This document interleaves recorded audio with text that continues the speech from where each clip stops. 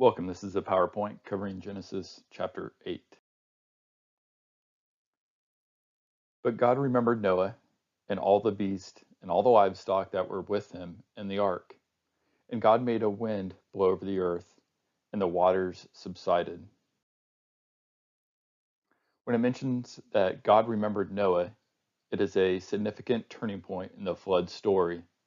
When the Bible says that God remembers someone or is covenant with someone, it indicates that he is about to take action for that person's welfare.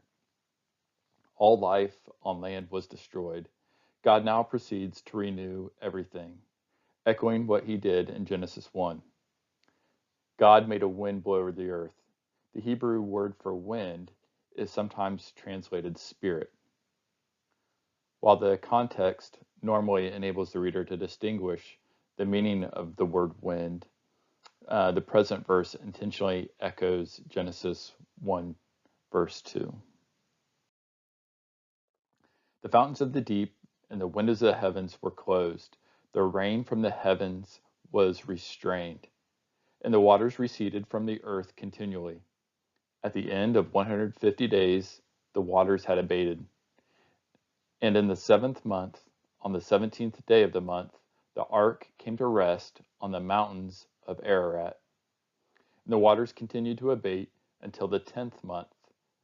In the 10th month, on the first day of the month, the tops of the mountains were seen. This is a map of Mount Ararat that's pinpointed there. It's also to note that this is also a mountain range. We do not know the exact mountain that the ark stopped on, just that it was somewhere within this mountain range. Mount Ararat is in eastern Turkey, close to the Iranian border. These verses, God reverses what he initially started in Genesis chapter 7, verse 11.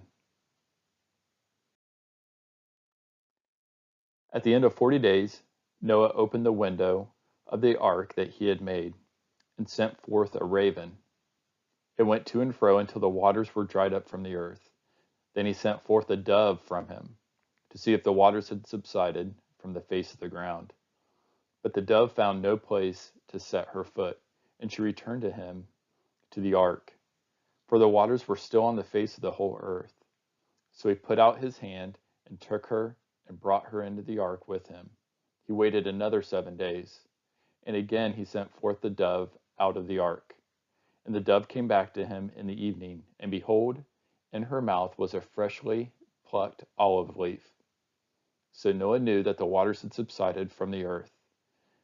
Then he waited another 7 days and sent forth the dove, and she did not return to him any more.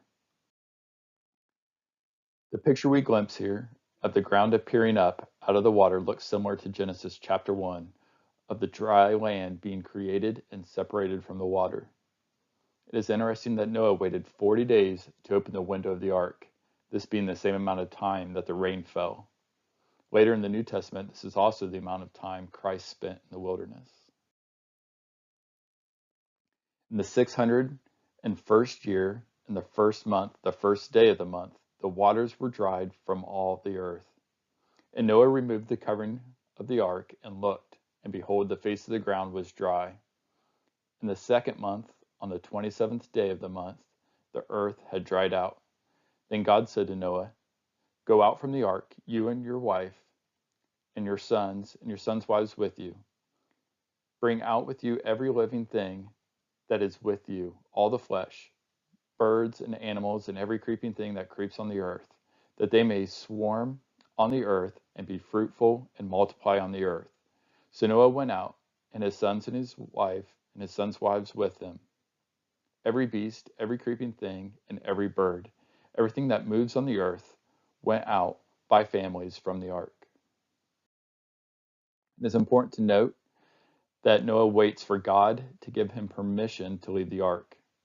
God gives Noah the same "be fruitful and multiply on the earth" that he gave to Adam in Genesis chapter 1, verse 28. I showed this in the chapter 7 commentary, but it's also relevant here in chapter 8. And this is a chronology of Noah's time in the ark.